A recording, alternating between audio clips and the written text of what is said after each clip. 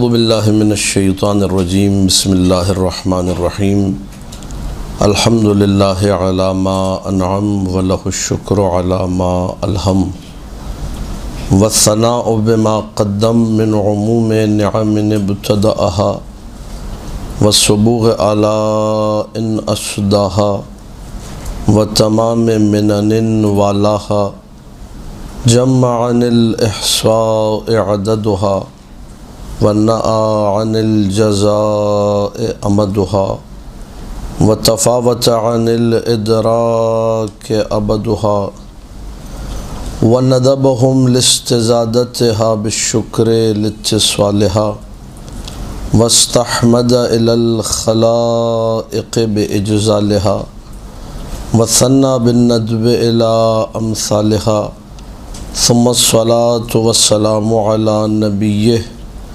امینہ علی الوحی وصفیہ وخیارتہ من الخلق ورضیہ سیدنا و مولانا ابی القاسم محمد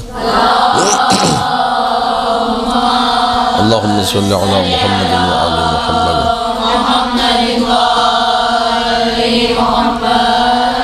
وآلہ الطیبین الطاہرین المعصومین المظلومین المنتجبین الاخیار واللعنۃ الدائمۃ علی اعدائہم الاشرار اما بعد فقال اللہ سبحانہ وتعالی فی کتابہ المبین بسم اللہ الرحمن الرحیم انما المؤمنون الذین آمنوا باللہ ورسولہ ثم لم يرتابوا وجاهدوا بأموالهم وأنفسهم في سبيل الله أولئك هم الصادقون صلوات پڑھ دیجئے اللهم صل على محمد وآل محمد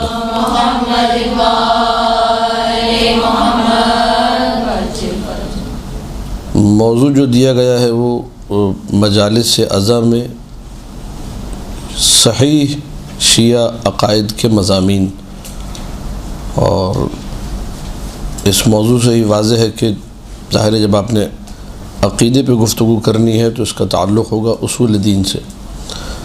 اصول دین 5 ہیں، توحید ہے، عدل ہے، نبوت ہے، امامت ہے اور قیامت ہے۔ توحید کو کس طریقے سے مجالس عزا میں بیان کیا جائے، عدل کو کیسے بیان کیا جائے، نبوت و امامت کو کیسے بیان کیا جائے، معاد کو کیسے بیان کیا جائے، یہ ذہن میں رہے کہ ہم لوگ عقیدے کا درس الگ ہے اور مجلس جب آپ پڑھتے ہیں تو مجلس بالکل ایک الگ فارمیٹ ہے۔ ان دونوں فارمیٹس کو سمجھنے کے بعد ہی انسان موضوع کی جو گہرائی ہے اس سے آشنا ہو سکے گا۔ درس دینا ہے، درس انتہائی خشک بھی ہو سکتا ہے، درس میں جو ہے انسان فقط اپنے موضوع سے جوڑے رہتے ہوئے بات کرے۔ مثلا میں توحید پہ بات کر رہا ہوں تو فقط توحید ہی پہ بات کروں، توحید کی کیا کیا اقسام ہے، توحید ذاتی کیا ہے، توحید صفاتی کیا ہے، توحید افعالی کیا ہے، شرک کی کتنی اقسام ہیں، شرک کیسے ہوگا، توحید میں موحد کسے کہتے ہیں، صفات ذات میں صفات افعال میں فرق کیا ہے، علم الہی میں، علم کی بحث میں علم حضوری، علم حصولی، اللہ کے علم کے لیے آیا تقسیم درست ہے کہ درست نہیں ہے، علم الہی میں بدع کا جو مسئلہ ہے، حدیث تینت کے حوالے سے یہاں پر بندہ حقیق نے گفتگو کی تھی 2-3 دروس کے اندر، وہ سارے کے سارے موضوعات ٹپیکل عقیدے کے موضوعات ہیں۔ ایک خطیب کو سب سے پہلے تو ایسے علماء کرام، ایسی کتابیں، ایسے دروس، ایسے کیسٹس اور ایسی چیزوں کو اپنے پاس رکھنا ہوگا کہ جن میں خالصتاً عقیدے کا خالص مواد موجود ہو، مجلس نہ ہو، عقیدے کا درس موجود ہو۔ بنا عقیدے کے درس کے خالص اگر آپ مجلس اٹھا کے کاپی پیسٹ کر دیں گے، چھاپ دیں گے تو آپ ناکام رہیں گے۔ وجہ اس کی یہ ہے کہ مجلس میں لطافت شامل ہوتی ہے، مجلس میں خطابت شامل ہوتی ہے، مجلس میں اس دقت کو ملحوظ خاطر نہیں رکھا جاتا جس دقت کو درس میں ملحوظ خاطر رکھا جاتا ہے۔ ایک خطیبہ، ایک ذاکرہ جو کہ اپنی قوم کی جو ہے خواتین کی خدمت کر رہی اپنی مجلس کے ذریعے سے، اس کو دقیق بھی ہونا چاہیے، کم سے کم اس کو یہ معلوم ہو کہ ہمارا عقیدہ کیا ہے، یہ بالکل جسے کہا جائے خالصتاً درس کا نصاب ہے۔ کتاب قرآن کی آیت، معصوم کا فرمان، واقعات، احادیث، ان سب سے نچوڑ نکال کے خالصتاً درسی مواد عقیدے کا وہ بیان کرنا۔ ایک تو یہ فارمیٹ ہو گیا جو درس میں ہمارے کام آئے گا، اور اس میں دقتیں، اس میں باریکیاں، اس میں صحیح عقیدے کو سمجھنا بے انتہا ضروری ہے۔ دوسرا سلسلہ ہے مجلس کا۔ مجلس میں جب آپ مجلس پڑھنے بیٹھتے ہیں تو لازمی طور پہ آپ کو توحید بیان کرنے کے بعد اس میں کچھ خشک مواد میں جان ڈالنی ہے۔ جان آپ کیسے ڈالیں گے؟ مجلسی مواد یہاں سے الگ ہوگا درسی مواد سے۔ درسی مواد بالکل خشک، را مٹیریل جسے کہا جائے، جیسے اگر آپ گھر میں کوئی سالن جو ہے بنا رہی ہیں تو اس میں ساری چیزیں الگ الگ اگر ٹیبل پہ پڑی ہوئی ہیں، پیاز الگ ہے، ٹماٹر الگ ہے، جو آپ کے گرم مسالے ہیں وہ ساری چیزیں الگ الگ آپ رکھ دیں۔ اس کو کوئی بھی اگر خالی پیاز اٹھا کے کھائے گا اس میں کوئی مزہ نہیں ہے۔ خالی ٹماٹر اگر کوئی کھائے تو اس میں وہ سالن بننے کے بعد جو اس میں تڑکا لگنے کے بعد جو لطف آتا ہے وہ لطف موجود نہیں ہے۔ تو را میٹیریل کو آپ نے بھی حاصل کرنا ہے، وہ درس کی شکل میں آپ کو ملے گا۔ اس کے بعد جب ان کو ملا کے آپ پکائیں گی، اور پکانے کے بعد جب وہ سالن آپ کا آمادہ ہو گیا، تیار ہو گیا، پھر آپ اس میں کیا تڑکا جو لگتا ہے، ٹھیک ہے، ثابت مرچ کا تڑکا، تو کبھی ہری مرچ کا تڑکا، کبھی زیرے کا تڑکا، کبھی پیاز کا تڑکا، سارے تڑکے جو لگتے ہیں، گارنشنگ جو ہوتی ہے جس سے کھانا جو ہے نا دل کو لگتا ہے، اور پھر ایک کیفیت پیدا ہوتی ہے کہ ہاں بھائی یہ مرغوب خاطر ہے، اس کو کھانا چاہیے۔ مجلس اس قسم کا نظام رکھتی ہے، بلا تشبیہ نہیں دے رہا میں، کوئی کہے کہ آپ مقصر ہو گئے، توہین کر دیا آپ نے، توہین مقصود نہیں، فقط سمجھانا مقصود ہے کہ مجلس میں آپ نے اپنے میٹر کو، مواد کو ایسا رکھنا ہے کہ اس میں خشکی غالب نہ آنے پائے، اور لوگ غور سے سنیں، لوگ بڑی محبت سے سنیں کہ ہاں بھائی کوئی کام کی بات دی جا رہی، کوئی ایسی بات دی جا رہی ہے کہ جس سے ہم لوگ استفادہ کریں۔ اس میں مجلس میں آپ نے مشکل نہیں بنانا، بات کو انتہائی آسان بنانا ہے، آسان لفظوں کا انتخاب کرنا ہے، آسان مضامین کا انتخاب کرنا ہے، ایسے کہ ایک بچہ بھی جو بیٹھا ہو وہ آپ کی اس گفتگو سے استفادہ کر سکے۔ میں نے آیت پڑھی ہے سرنامہ کلام میں، سورہ حجرات کی 15ویں آیت، انما المؤمنون الذین آمنوا باللہ ورسولہ ثم لم یرتابوا وجاہدوا باموالہم وانفسہم فی سبیل اللہ اولئک هم الصادقون۔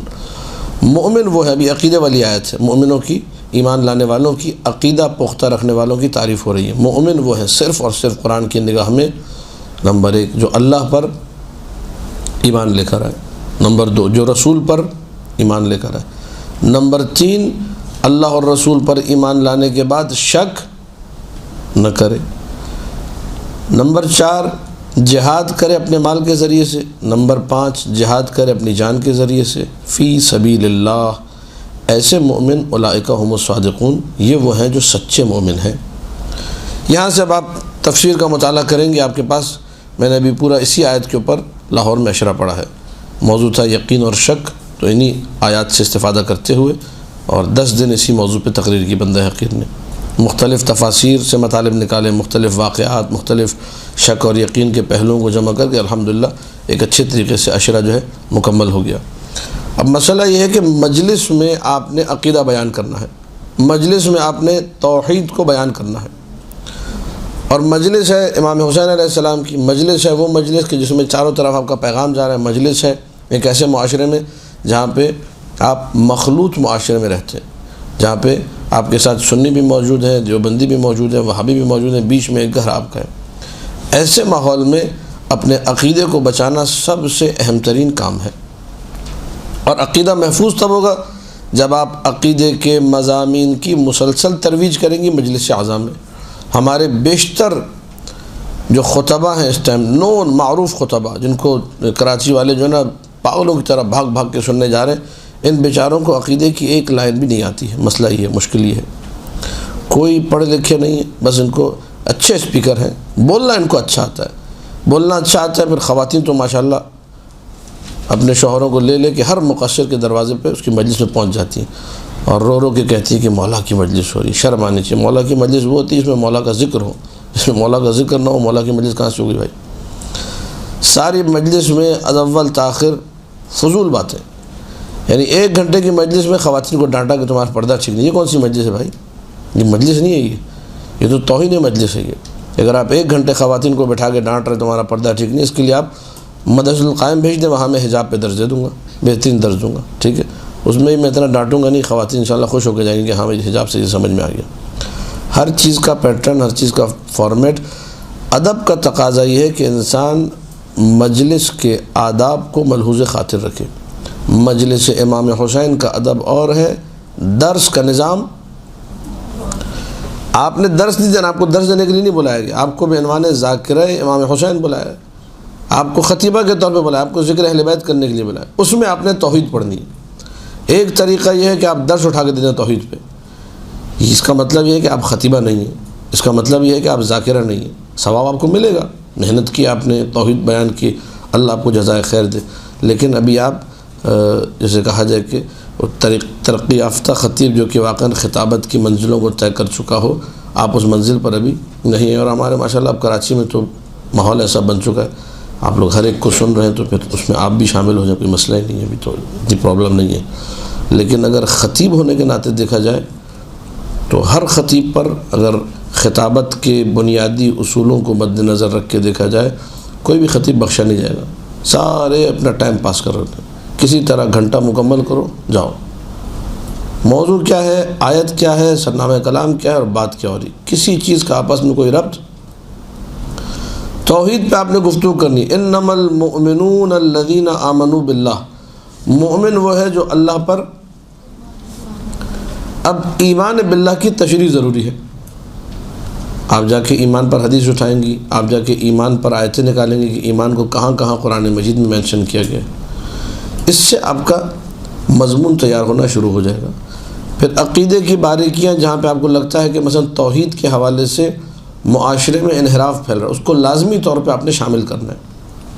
جب آپ اس انحراف کو مد نظر رکھیں گی تو آپ کی تقریر کا ایک بہترین پہلو، اس میں تبلیغ بھی مکمل ہے، عقیدہ بھی لوگوں کا محفوظ کیا جا رہا ہے، وہ آپ بنانے میں تیار ہو جائیں گے۔ مثلا ایک کلپ آیا جس میں جو ہے کسی خطیب نے کہا بھائی امیر المؤمنین ید اللہ ہے، امیر المؤمنین جو ہے وجہ اللہ ہے، امیر المؤمنین لسان اللہ ہے، امیر المؤمنین اذن اللہ ہے، امیر المؤمنین نفس اللہ ہے، امیر المؤمنین جنب اللہ ہے، امیر المؤمنین امیر کرتا رہا، یہ سارے اللہ اللہ جوڑتا گیا، پھر کہنے لگا میاں جب ٹکڑوں میں مان لیا تو پورا ہی مان لو، ٹھیک ہے۔ اب یہ ہے انحراف عقیدہ، یہ ہے غلو، یہ ہے فساد عقیدہ، آپ نے اس کو رد کرنا ہے اور توحید پہ گفتگو کرنی ہے، ٹھیک ہے۔ کیسے کریں گے کہ آسان ترین طریقے سے لوگوں کو سمجھا دیں کہ اللہ کا جسم نہیں ہوتا۔ اب اس کو واضح کرنے کے لیے کہ اللہ کا جسم نہیں ہوتا، پہلے آپ نے خود سے عقیدہ ٹھیک سے پڑھا ہوگا، تبھی آپ واضح کر پائیں گے آسان لفظوں میں۔ آسان لفظ اسے ملیں گے جو مشکل راہوں سے گزر چکا ہو، مشکل کے بعد آسانی آتی ہے۔ جو پہلے دن سے آسانی کے چکر میں کہ میں 2 جملے کسی بڑے خطیب کے لے کے آگے پہنچا دوں گا، اس بیچارے کے ساتھ پرابلم یہ ہوتی ہے کہ خود اپنا عقیدہ سمجھ میں نہیں آتا۔ میں ایک 2-3 لائنیں جو میں اپنی مجلسوں میں اکثر پڑھتا ہوں، جو بچے بھی سمجھتے ہیں، نوجوان بھی، جوان بھی، بڑے بوڑھے سب سمجھتے ہیں، اور یہی وجہ اللہ اور ید اللہ بیان کرتے ہوئے وجہ اللہ کو سمجھاتا ہوں میں، اور توحید پہ رہتے ہوئے توحید کا مضمون 2-3 مضمون جو میں خود اپنی مجالس میں پڑھتا ہوں، آپ کی خدمت میں پیش کروں گا۔ ذرا ایک صلوات پڑھ دیجیے آپ لوگ، اللہم صلی علی محمد وآل محمد۔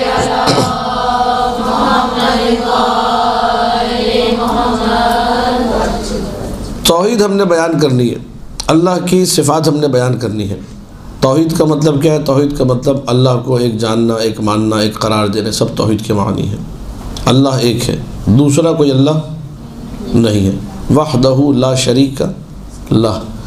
اللہ کی صفات میں سے، چونکہ یہ انحراف عقیدے کی بات چھڑی، اسی پہ رہتے ہوئے بات کو آگے بڑھا رہا ہوں۔ اللہ کی صفات میں سے، صفات سلبیہ میں سے ایک صفت یہ ہے کہ اللہ جسم، اچھا آپ صبح شام مجلسوں میں سن رہی ہیں کہ امیر المؤمنین ید اللہ ہے، وجہ اللہ ہے، اب فوراً ذہن میں ایک سوال آتا ہے کہ اگر اللہ کا جسم نہیں ہے تو امیر المؤمنین ید اللہ کیسے ہو گئے، امیر المؤمنین وجہ اللہ کیسے ہو گئے؟ اس کو آپ نے سامع تک پہنچانا ہے، اس کو ڈیلیور کرنا ہے اچھے انداز میں، تاکہ اس کا عقیدہ بھی محفوظ رہے اور مولا کے فضائل بھی اس کے ذہن میں محفوظ رہیں۔ ابھی کل پرسوں تو میں نے کلپ دیکھا، اس کے بعد میں نے دونوں ہاتھوں سے ماتم کیا، سر بھی پیٹا، سینہ بھی پیٹا۔ کل تک ہم لوگ سن رہے تھے امیر المؤمنین ید اللہ ہے، ابھی کسی نے کہا کہ آیت اللہ خامنائی مثلا ید اللہ ہے آج کے دور میں۔ تو یہ صورتحال ہے فی زمانہ. ماتم کرنے کے لیے امام حسین کے مصائب کی ضرورت نہیں. اب یہ کلپ سن انسان خود ہی دونوں ہاتھ اٹھا کے ماتم کرتا ہے. انجمن بھی فون کر کے بلوا لیتا ہے، آ جاؤ میرے ساتھ مل کے ماتم کرو. اب یہ ہو رہا ہے اس معاشرے میں. تو بہرحال اللہ کا جسم نہیں. بھائی کیوں اللہ کا جسم نہیں؟ سوال اور جواب. جملے کو میرے بار بار ریپیٹ کر رہا ہوں کہ آپ نے جو آپ خطیبہ ہیں، ذاکرہ ہیں، پہلا مرحلہ طے کرنا ہے. اس کو میں یہاں بیان نہیں کر رہا، ٹھیک ہے؟ وہ مشکل مرحلہ جو آپ نے درس کی شکل میں طے کرنا ہے توحید کے معاملے میں، وہ یہاں نہیں ہے. میں رزلٹ آسان لفظوں میں آپ کی خدمت میں پیش کر رہا ہوں. جو آپ منبر سے چیز بیان کریں گے مجلس میں، وہ یہ ہوگی کہ اللہ کا مذہب امامیہ شیعہ اثنا عشریہ کے مطابق جسم، اس کا تعلق گفتگو کا ایمان باللہ سے. بھئی کیوں جسم نہیں ہے؟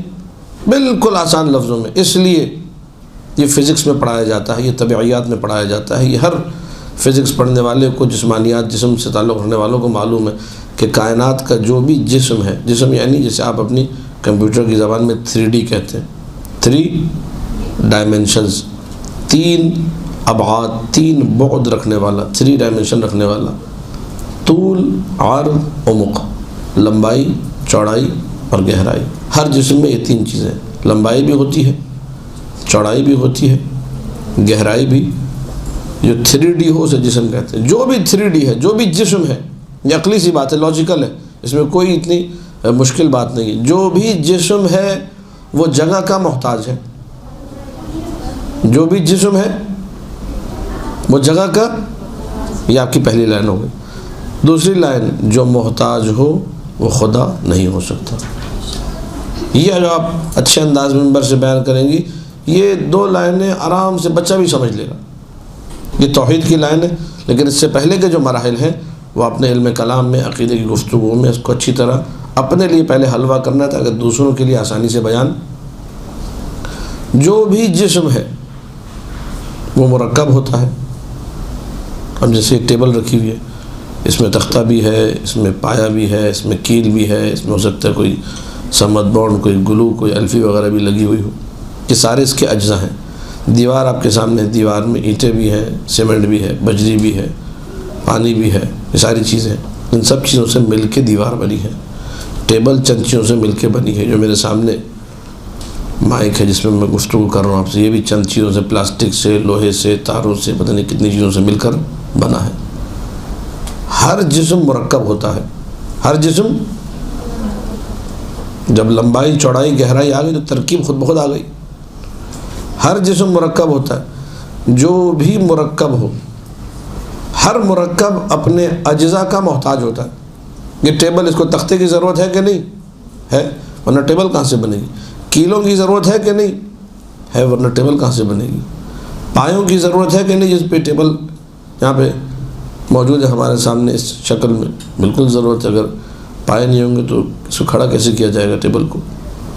یہ سارے کے سارے اس کے اجزاء ہیں. ہر مرکب اپنے اجزاء کا محتاج ہوتا ہے. پرانی لائن دوبارہ یہاں پیش کر دیجئے، جو محتاج ہو وہ خدا.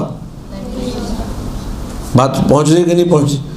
یہ عقیدے کے وہ مضامین توحید کی. صفات سلبیہ سے میں نے ایک مثال دی، ورنہ اگر یہاں میں صفات ثبوتیہ سے شروع کروں اور صفات سلبیہ تک جاؤں تو صفات ثبوتیہ 8 اور صفات سلبیہ جو ہے وہ 7، 15 صفات، اور اس میں 15 گھنٹے لگ جائیں گے. اس طریقے سے انسان اسی کو بیان کرتا ہے، لمبی چوڑی گفتگو کرتا رہے. یہاں پہ علم کلام کی وہ کرنا مقصود نہیں، فقط مثالوں کے ذریعے بات پہنچانا مقصود ہے.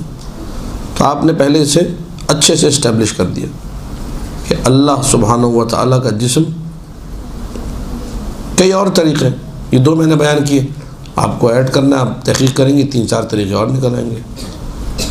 اللہ کو دیکھا نہیں جا سکتا، وہ بھی اسی سے مربوط ہے. کیونکہ جس چیز کو بھی دیکھا جاتا ہے وہ آپ کی آئی رینج میں ہونا چاہیے. آئی سائٹ جو آپ دیکھتے ہیں وہ رینج جب بنے گی تو زاویہ بنے گا. جو چیز زاویے میں ہوگی اسے آپ دیکھ سکتے ہیں. ایک زاویہ یہ ہے، ایک زاویہ یہ ہے، ایک زاویہ میرے سامنے ہے، کیمرہ لگا ہوا ہے مثلا، تو اگر میں اس سمت میں دیکھوں گا تو مجھے وہ چیز نظر آئے گی، بلا نظر. اور جو چیز زاویے میں ہے وہ زاویے کی محتاج ہے، وہ اس زاویے کی جس زاویے میں ہے. پھر وہی والی بات ہے، جو محتاج ہو وہ اللہ. اگر اللہ کو دیکھا جائے گا تو اللہ کسی نہ کسی زاویے میں ہوگا نا. میں اللہ کو دیکھوں گا یا اللہ میرے سامنے ہوگا یا دائیں ہوگا یا بائیں ہوگا؟ کدھر جاؤں میں اللہ کو دیکھنے کے لیے؟ دائیں طرف جاؤں، بائیں طرف، سامنے، اوپر، نیچے، دائیں بائیں، آگے پیچھے، کدھر؟ جس بھی طرف دیکھوں گا، اور اگر اللہ اس سمت میں ہوا تو اللہ اس سمت کا، اس زاویے کا محتاج ہوگا۔ جو محتاج ہوگا وہ خدا۔ جو نگاہوں میں آ جائے وہ میری نگاہوں میں قید ہو جائے گا، وہ میری نگاہوں میں محدود ہو جائے گا۔ جو محدود ہو وہ خدا۔ جملے آپ کو سمجھ میں آ رہے ہیں کیسے آپ نے مرتب کرنے؟ یہ سارے وہ جملے جو توحید کے مضامین ہیں۔ اچھا، یہ آپ کی فرسٹ لائن بنے گی ایک طریقے سے، مجلسی فرسٹ لائن۔ اس کے بعد اب آپ نے جانا ہے دوسرے حصے کی طرف کہ بھئی جب اللہ کا جسم ہے ہی نہیں تو آپ علی کو ید اللہ کیوں کہہ رہے ہیں؟ آپ علی کو وجہ اللہ کیوں کہہ رہے ہیں؟ یہاں آپ کو کچھ ادبی بحثوں کا سہارا لینا ہوگا۔ یہاں آپ کو سمجھنا ہوگا حقیقت کسے کہتے ہیں اور مجاز کسے کہتے ہیں۔ بھئی لفظ ید اللہ اگر استعمال ہو رہا ہے امیر المومنین کے لیے تو کیا امیر المومنین ید اللہ کا مطلب امیر المومنین اللہ کا جسم ہے؟ یہ آپ کے عقیدے کے خلاف ہے۔ توحید کے بنیادی ترین جو عقائد ہیں اس میں سے جو دینیات میں بچوں کو پڑھا جاتا ہے کہ اللہ کا جسم نہیں، یہ اس کے خلاف ہے۔ اب کیسے علی کو ید اللہ کہہ رہے ہیں؟ تو پھر آپ کو لغت دیکھنی ہوگی، آپ کو ادبی گفتگو تھوڑی سی محنت کرنی پڑے گی اس پہ کہ ہمارے پاس بہت سارے الفاظ ہیں جو بولے تو جاتے ہیں لیکن ان کے میننگز کچھ اور ہوتے ہیں۔ اس کو ہم لوگ کہتے ہیں، نوٹ کر لیجئے، حقیقی معنی، مجازی معنی۔ حقیقی معنی اور مجازی معنی۔ حقیقی معنی وہ ہوتا ہے وہ پہلا معنی جس کے لیے لفظ کو بنایا گیا ہے، ٹھیک ہے؟ مثلا 54 یا 58 میں مثال دیتا ہوں سمجھانے کے لیے۔ 4 آنا اور 8 آنا اب تو ختم ہو گئے، بچپن میں ہم لوگوں نے بڑے استعمال کیے 4 آنے اور 8 آنے۔ 54 اور اب یہ لفظ 54 اور لفظ 58 جو ہے اسے بنایا گیا ہے ایک سکے کے لیے، اور روپے کے جو ہے 1 روپے کے 4 حصے ہیں، ٹھیک ہے؟ 4 آنا 4 آنا 4 آنا 4 آنا، یہ ہو گیا 1 روپیہ۔ ہر 4 آنے میں جو ہے وہ 25 پیسے ہوتے ہیں، ٹھیک ہے؟ 8 آنے میں 50 پیسے، پھر 75 پیسے، پھر اس طریقے سے 1 روپیہ آپ کا مکمل ہو جاتا ہے۔ اب ہمیں معلوم ہے کہ 4 آنا 54 اس کو بنانے والے نے پاکستان میں بنایا کس کے لیے؟ 25 پیسوں کے لیے۔ 25 پیسے کو کیا کہا جاتا ہے؟ 4 آنا 54۔ 50 پیسے کو کیا کہا جاتا ہے؟ 8 آنا یا 58۔ اب یہ ہے اس کا حقیقی معنی۔ اب ہم گئے عباس ٹاؤن میں، وہاں پہ ایک بندہ آواز آتا ہے، وہ 58 ادھر آ بھائی، 54 ادھر آ۔ ہم نے کہا یہ کیا ہے؟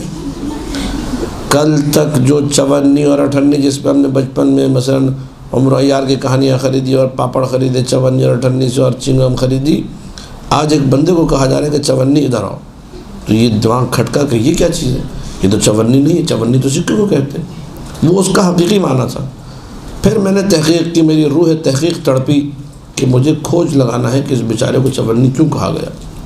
بڑی تحقیق کی، اس کے بعد میرے علم میں یہ بات آئی کہ ایک دن یہ عباس ٹاؤن میں امام بارگاہ مصطفیٰ کے سامنے سے گزر رہا تھا، وہاں اس کی 54 گر کے سوکی کے نیچے چلی گئی، تو یہ لیٹ گیا اور اس نے سوکی کے نیچے سے 54 نکال لی۔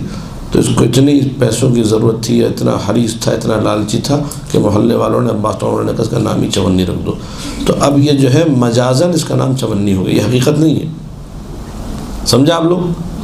حقیقی معنی کچھ اور ہے، مجازی معنی کچھ اور ہے۔ توجہات ہے کہ نہیں؟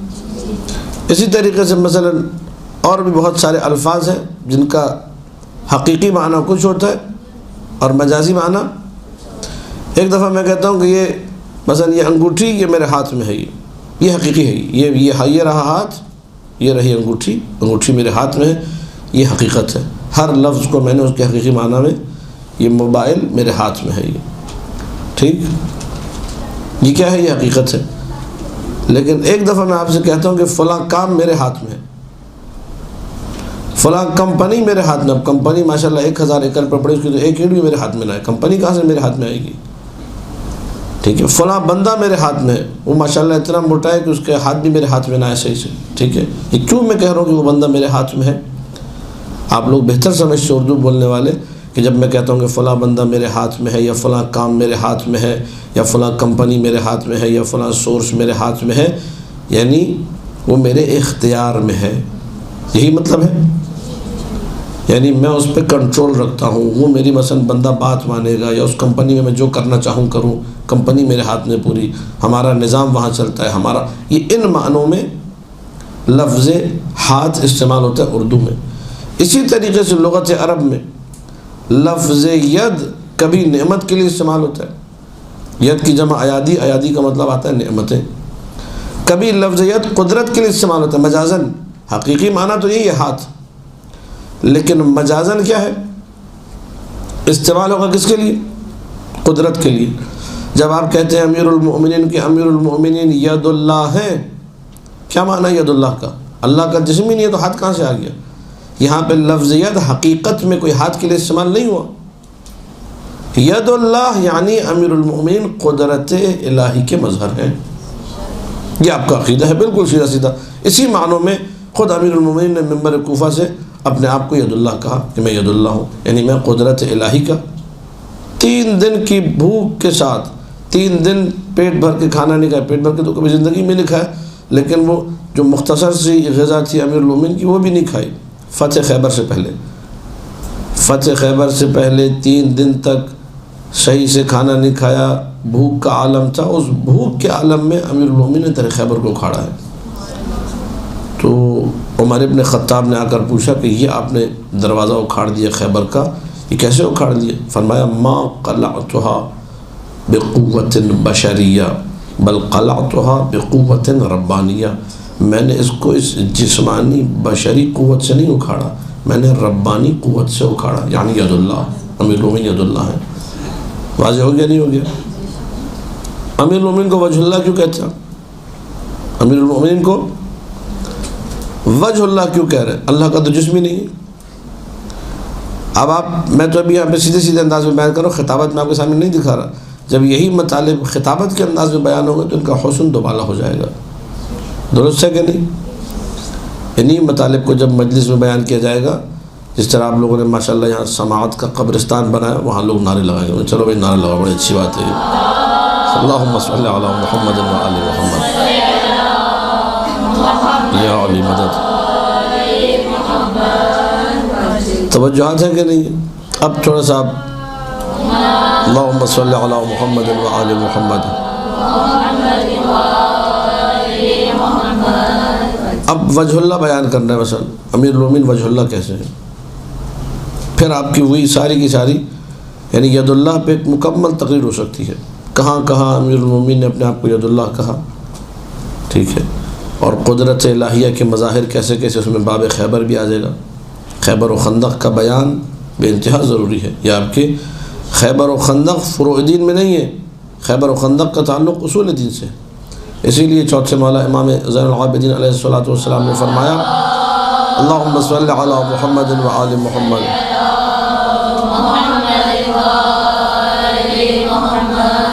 اس پہ بھی خاص غور کیجیے گا. جو بات آ گئی تو آپ کی خدمت میں عرض کر دوں. ہمارے ممبر سے بعض نادان لوگوں نے یہ کہا کہ جی خیبر و خندق بہت ہو گیا، خیبر و خندق پڑھنے کی ضرورت نہیں ہے. چوتھے مولا جن کا آج دن ہے وہ فرماتے کہ نعلم صبیاننا مغازی رسول اللہ، یا نعلم اولادنا مغازی رسول اللہ کا صور القرآن. ہم اپنے بچوں کو رسول اللہ کے غزووں کی ویسے تعلیم دیتے ہیں جیسے قرآن کی صورتوں کی تعلیم دیتے ہیں. اب رسول اللہ کے غزووں میں مجھے بتائیے خیبر ہے کہ نہیں، خندق ہے کہ نہیں؟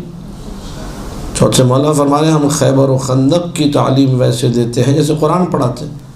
اب اگر آگے کوئی کہے کہ بھئی قرآن بہت ہو گیا، قرآن پڑھنے کی ضرورت نہیں، لوگ کیا کہیں گے اس کے بارے میں آپ بتائیے مجھے. کوئی اگر یہ کہے کہ قرآن بہت ہو گیا ہے، قرآن زیادہ سنانے کی ضرورت نہیں، ہر ممبر سے قرآن ہی پڑھا جا رہا ہے کہ نہیں پڑھا جا رہا؟ ہر خطیب سرنامہ کلام میں آیت پڑھا. اب کوئی آ کر کہے کہ بہت ہو گئی آیت قرآن کی، بہت تم نے قرآن پڑھ لے، چھوڑ دو قرآن. سارا معاشرہ آپ کا اٹھ جائے گا کہ بھائی تم قرآن کی توہین کر رہے ہو. یہ جملے نہ کہو، یہ بدتمیزی ہے یہ.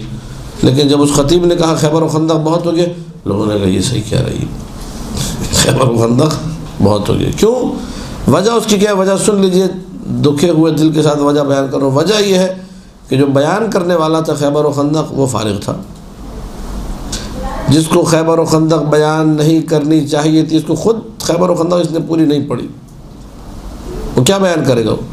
اس کو یہ لگتا ہے کہ خندق میں بس ایک ہی جملہ ضربۃ علی یوم الخندق افضل من اباۃ ثقلین، باقی آگے پیچھے دائیں بائیں اس نے پڑھا ہی نہیں کچھ۔ ہمیں تو ہمارے ابا نے جو ہے نا وہ بچپن میں جامعہ تعلیمات اسلامی کی چھپی ہوئی ساری کہانیاں گھر میں لا کے دی تھی، غزوہ خیبر، پتہ نہیں غزوہ خندق، غزوہ بنی قریظہ، بدر ہے، احد ہے، ساری جنگیں اردو میں ہم نے پڑھی، پھر عربی میں پڑھی، فارسی میں پڑھی، یہ ہم لوگوں نے بچپن میں پڑھی تھی ہم نے، اور شوق سے پڑھتے تھے، کیا کیا مطالب ہیں۔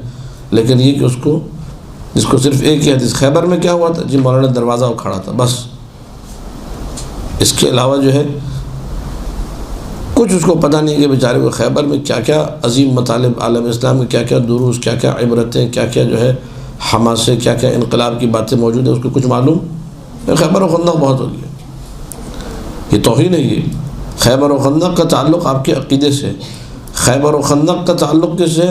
ایمان سے۔ برز الایمان، ایمان باللہ کی بات آ گئی۔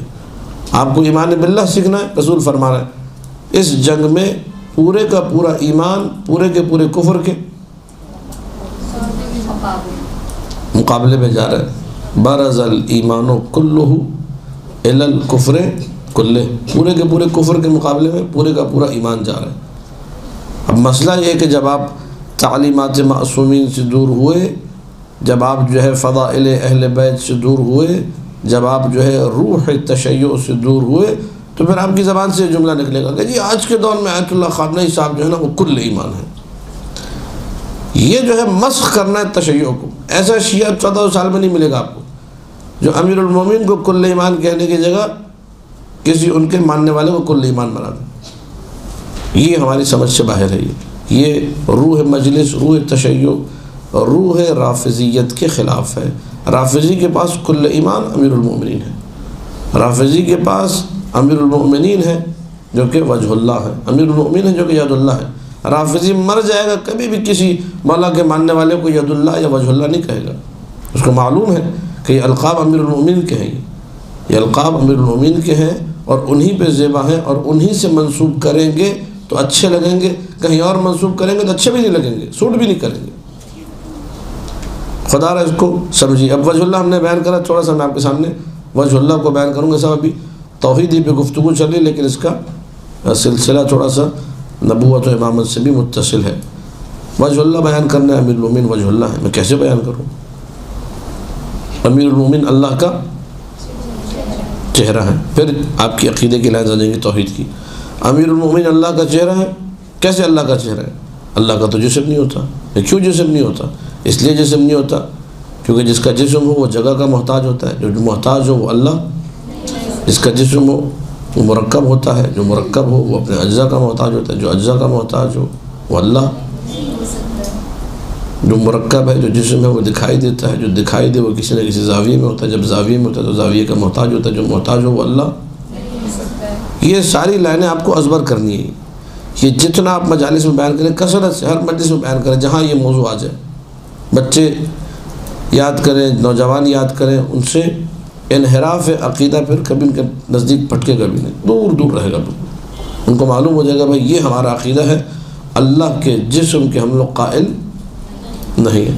اب میں بیان کرنے لگا ہوں وجہ اللہ، امیر المومنین وجہ اللہ کیسے ہیں، کیوں امیر المومنین کو وجہ اللہ کہا جاتا ہے؟ وجہ اللہ یعنی اللہ کا چہرہ، جب کبھی ہم نے بیان کر دیا اللہ کا جسم ہی نہیں ہے، جب جسم نہیں تو پھر چہرہ بھی نہیں، کوئی نہ سر ہے نہ کوئی دھڑ ہے۔ اس کا مطلب یہ ہے کہ یہ وجہ اللہ بھی جو استعمال ہو رہا ہے یہ حقیقت نہیں ہے۔ اگر حقیقت ہوتا تو اللہ کا جسم ہوتا۔ اس کا مطلب یہ کیا ہے؟ مجاز ہے۔ اب اس مجاز کو واضح کرنے کے 10 طریقے، بندہ حقیر کا طریقہ جو میں مجالس میں بیان کرتا ہوں، میں سہارا لیتا ہوں ایک حدیث کا۔ حدیث رسول ہے، من عرف نفسہ فقد عرف ربہ، جس نے اپنے آپ کو پہچانا اس نے اپنے رب کو پہچانا۔ جو اپنے آپ کو پہچان گئے وہ اپنے، اب یہ حدیث خالصتاً جو ہے توحید والی گفتگو کی حدیث ہے۔ یہ تو آپ نے اللہ کو پہچاننا ہے، پہلے اپنے آپ کو پہچانا ہے۔ اب اس حدیث کا کیا مطلب ہے؟ کوئی بہت ساری شروحات اس کی علماء نے لکھی ہیں۔ من عرف نفسہ فقد عرف ربہ، اس حدیث کے 12 کے قریب معنی ذکر ہوئے۔ ایک معنی اس کا یہ ہے کہ اگر تم نے اپنے آپ کو پہچان لیا کہ تمہاری خلقت کہاں سے ہوئی ہے، ابتدا سے اپنے آپ کو دیکھو۔ ہم سب شکم مادر میں تھے، رحم مادر میں تھے، وہاں ہم لوگ محتاج تھے کہ نہیں؟ وہاں ہم لوگ غذا کے محتاج تھے، وہاں ہم لوگ نشو و نما کے محتاج تھے، وہاں ہم لوگ گروتھ کے، پروان چڑھنے کے محتاج تھے۔ وہ اللہ نے ساری فیسلٹیز ہمیں شکم مادر میں دی، وہاں محتاج۔ شکم مادر سے باہر آئے، ماں کی آغوش میں، وہاں محتاج، وہاں بھی اللہ نے سارے بندوبست کیے۔ شفقت پدری، باپ کی شفقت کی ضرورت وہ اللہ نے عطا کی۔ پروان چڑھے، آگے بڑھے، زندگی کا کون سا ایسا موڑ ہے جس میں ہم محتاج نہیں؟ قبر میں جانے تک ہر مقام پہ ہم لوگ کیا ہے؟ محتاج ہیں۔ ضرورتوں کا مجموعہ ہے ہم لوگ، مسلسل ضرورت ہی ضرورت، کہیں نہ کہیں ہم لوگ محتاج ہیں۔ پوری زندگی کے جب آپ اسٹڈی کریں گے تو ابتدا سے لے کر انتہا تک آپ کو ایک چیز مشترک نظر آئے گی، اور وہ ہے احتیاج۔ جگہ جگہ آپ اور میں محتاج ہیں۔ تو آپ کو اس بات کا یقین ہو جائے گا کہ آپ محتاج ہیں۔ آپ نے اپنے آپ کو پہچان لیا کہ آپ کیا ہیں۔ من عرف نفسہ، جس نے اپنے آپ کو پہچان لیا کہ وہ محتاج ہے، وہ مسکین ہے، وہ گدھا ہے، وہ ضرورت مند ہے، وہ بیکاری ہے، اب وہ تلاش کرے گا اسے جو کسی کا محتاج نہ ہو، وہی اللہ ہے۔ من عرف نفسہ فقد عرف، یہ ایک اس حدیث کے 12-15 جو معنی ہے اس میں سے ایک معنی ہے۔ ایک معنی یہ ہے کہ تم اپنے آپ کو پہچانو، بھئی میرا اپنا آپ کیا ہے، میرا اپنا آپ کیا ہے، سر ہے کہ دھڑ ہے، دل ہے، کیا ہے؟ علماء نے لکھا کہ انسان کا اپنا آپ جو ہے نا اس کی روح ہے۔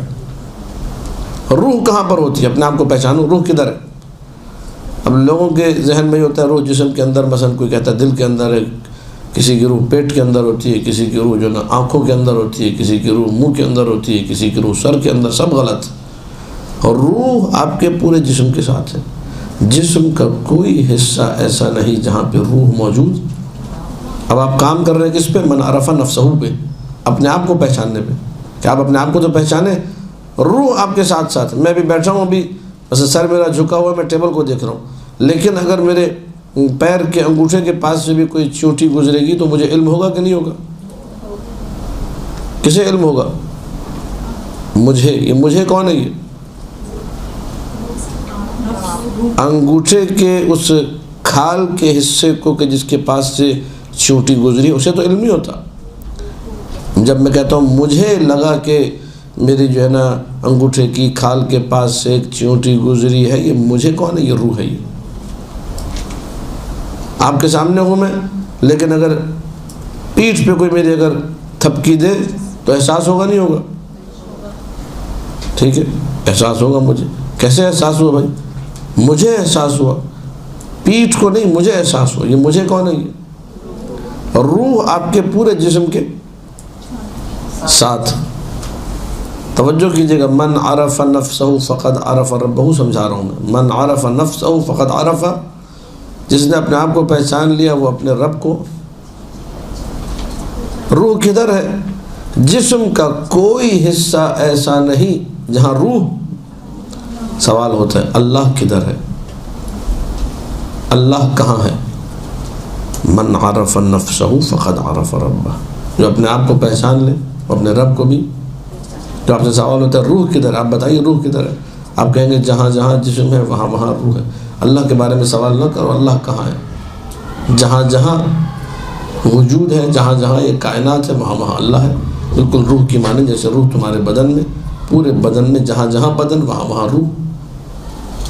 جیسے مجھے دیکھ میں ادھر رہا ہوں یا کہیں بھی دیکھ رہا ہوں، کچھ بھی ہے، لیکن اگر میرے پیر کے پاس سے سسٹم بنایا ہوا ہے اللہ کا، یہ ایک چوٹی گزر رہی ہے، مجھے علم ہو رہا ہے۔ پیچھے سے گردن پہ اگر کوئی ہلکی سی تار بھی، ہلکی سی کوئی بال بھی اگر آ کے یہاں لگ جائے گا تو مجھے احساس ہو جائے گا۔ اسی طرح کائنات میں کہیں پتا بھی ہلتا ہے تو اللہ کو معلوم ہو جاتا ہے۔ یہ اللہم صلی علی محمد و آل محمد۔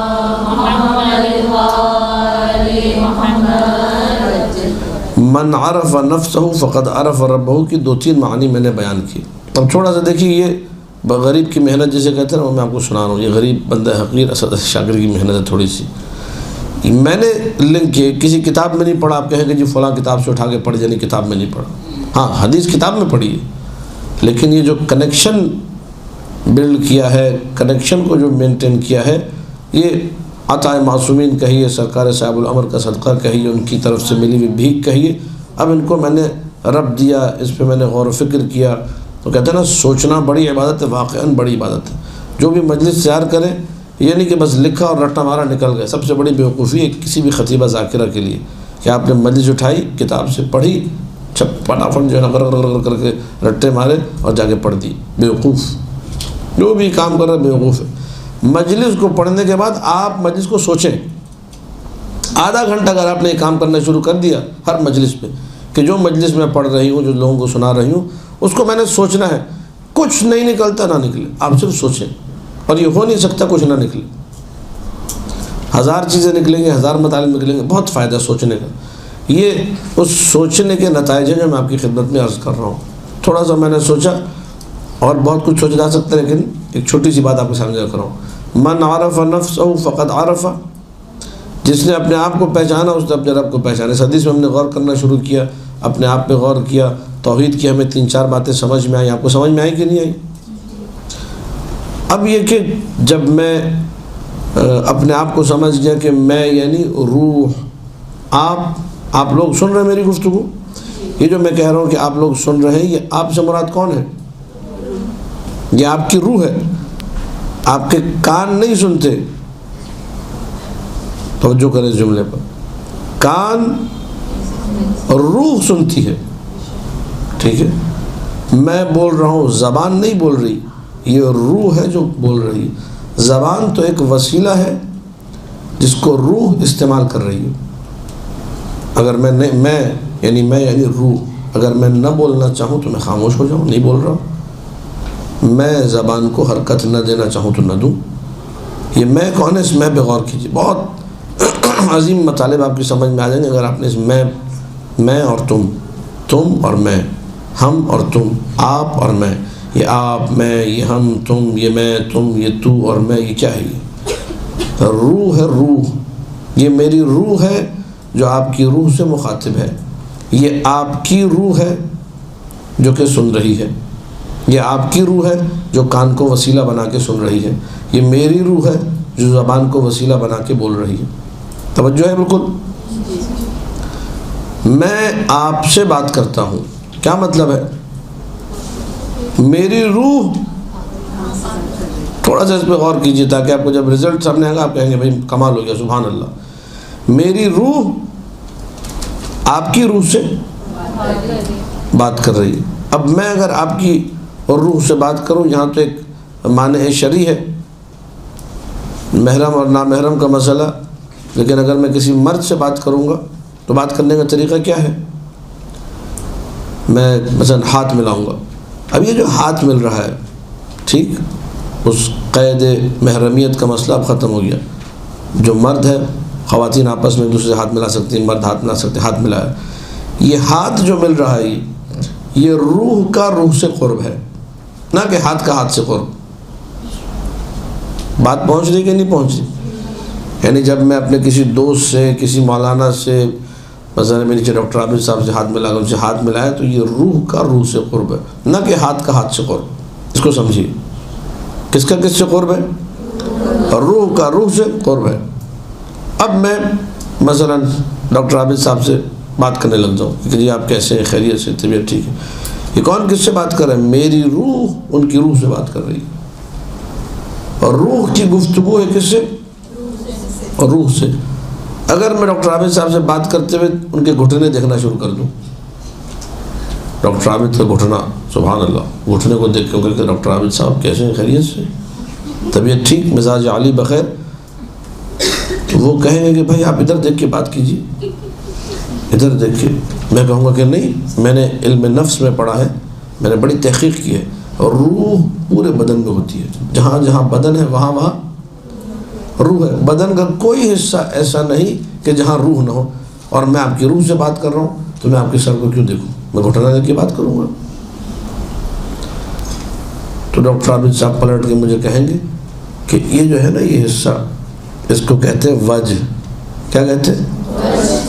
وجہ کہتے اس لیے ہے کہ اگر آپ نے روح سے بات کرنی میری روح سے تو میری روح پر توجہ کے لیے اس حصے کو دیکھنا ہوگا، اس لیے اس کو کیا کہا جاتا ہے؟ وجہ۔ یعنی اگر میں وجہ کو دیکھ کر بات کروں گا تو لگے گا کہ میری روح کی توجہ سامنے والے کی روح کی طرف ہے، اس لیے اس حصے کو کیا نام دیا گیا؟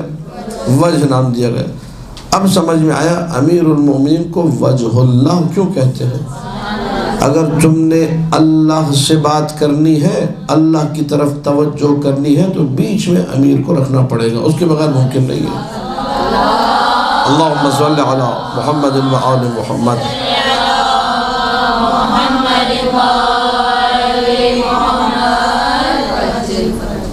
اب آپ دعائے توسل پڑھیں گے تو آپ کو میرے جب جملے یاد آئیں گے، آپ دعائے توسل بھی شوق سے پڑھیں گے انشاءاللہ۔ یا وجیہن عند اللہ، یہ وجیہن اسی وجہ سے ہے، سارے ائمہ وجہ اللہ ہیں۔ یا وجیہن، ہم سب کے سر جھکے ہوئے، ان کا سر بلند ہے اللہ کی بارگاہ میں، یہ آبرو رکھتے ہیں، یہ عزت رکھتے ہیں، سر اٹھا کے اللہ کے سامنے بات کرتے ہیں۔ یا وجیہن عند اللہ اشفع لنا، ہمیں جو ہے اپنے ساتھ جوڑ لیجئے، ہمیں اپنے ساتھ کر لی۔ شفاعت کا معنی یہ ساتھ کر لینا، جوڑ لینا۔ دعا توسل بھی سمجھ میں آ گئی، عقیدہ بھی سمجھ میں آ گیا، توحید بھی سمجھ میں آ گئی، وجہ اللہ بھی سمجھ میں آ گیا، انحراف سے بھی بچ گئے۔ یہ وہ عقیدے کے مضامین ہیں۔ اب میں ریلیٹ کرو، دیکھیے لنک چیزیں کس طرح ہوتی ہیں۔ اگر وجہ اللہ ہے تو اللہ اس بات کو آپ کی قبول کرے گا کہ ہاں آپ اللہ سے بات کر رہے ہیں۔ اگر امیر المومنین کی محبت دل میں ہے تو آپ کا پھر عمل کیا ہوگا؟ قبول ہوگا۔ مثال، کوئی پرانی مثال، اگر میں گھٹنے کو دیکھ کے کسی کی بات کرتا رہوں، گھٹنے کو دیکھ کے بھئی کیسے ہو، خیریت سے ہو، اور کیا ہو رہا ہے آج کل، آخر میں وہ سامنے والا تپ جائے گا، کہے گا یہ بڑا بدتمیز انسان ہے، اس کو بات کرنے کی تمیز نہیں، کدھر گھٹنے کو دیکھ کے بات کر رہے ہیں، میرے کالے گھٹنے کو، ادھر نورانی چہرے کو دیکھ کے بات کرو، کدھر جا رہے ہو؟ اسی طرح جب کوئی انسان محبت سے امیر کائنات، ولایت سے امیر کے بغیر نماز پڑھتا ہے، اللہ پھر یہ کہتا ہے یہ بدتمیز ہے، یہ گستاخ ہے، یہ اس کی نماز میں قبول، یہ بنا وجہ اللہ کی عبادت لے کر آیا ہے۔ ٹھیک، اب اسی مطلب کو دیکھیے میں کیسے ریلیٹ کر رہا ہوں حدیث سے، جو حدیث خود امیر کائنات علی بن ابی طالب علیہ السلام، اللہم صلی علی محمد و آل محمد، مولا فرماتے ایھا الناس، اللہ اللہ التمسوا دینکم، لوگوں میں خدا کا واسطہ، تمہیں خدا کا واسطہ اپنے دین کو تھام لو، مضبوطی سے پکڑ لو۔ لا یزیلکم عنہ احد، تمہیں اس دین سے کوئی زائل نہ کرے، زائل یعنی ہٹائے نہ، تمہیں اس دین سے کوئی دور۔ اب غور سے سنیے جملے، فَإِن، یہ امیر کائنات کے جملے حدیث بھی حلوار میں موجود ہے، فَإِنَّ السَّيِّئَةَ فِيهِ خَيْرٌ مِّنَ الْحَسَنَةِ فِي غَيْرِهِ، فَإِنَّ السَّيِّئَةَ فِيهِ، لوگوں اس دین پہ رہو۔ یہ دین کون سے ہے؟ ولایت علی والا دین ہے، محبت سے امیر والا دین ہے۔ اس دین پہ رہو، اس دین کو تھام کے رکھو۔ یہ سرکار امیر ارشاد فرما رہا ہے، جو آج کے خطیموں کی بھی سمجھ میں نہیں آ رہا، جو آج کے مولویوں کی سمجھ میں نہیں آ رہا۔ فَإِنَّ السَّيِّئَةَ فِيهِ خَيْرٌ مِّنَ الْحَسَنَةِ فِي غَيْرِهِ، امیر المومنین، اس دین پر رہتے ہوئے اگر تم سے گناہ بھی ہو گیا، یہ گناہ بہتر ہے اس نیکی سے، اس نماز سے جو کسی اور دین میں ہو۔ گناہ بہتر ہے اس نماز سے، مولا فرمانے میں کیا، گناہ بہتر ہے اس نماز سے جو کسی اور کی ولایت پہ ہو۔ اس دین پہ رہتے ہوئے اگر تم نے گناہ بھی کیا، وارے میں ہے، کسی اور دین پہ رہتے ہوئے نماز بھی پڑھی، وارے میں۔ ہمارا مولوی کیا کہتا ہے؟ ہمارا مولوی کہتا ہے ہمارے ان موالیوں سے اور پتہ نہیں ملنگوں سے اچھے تو وہ ہیں جو نماز پڑھتے ہیں۔ دیکھیے امیر المومنین کون سا دین سکھا رہا ہے، اور یہ بدبخت مولوی جسے شرم نہیں آتی ہے، امیر المومنین کے خلاف بات کرتا ہے، یہ کہتا ہے ہمارے ان ملنگوں سے اچھے تو وہ نمازی ہیں۔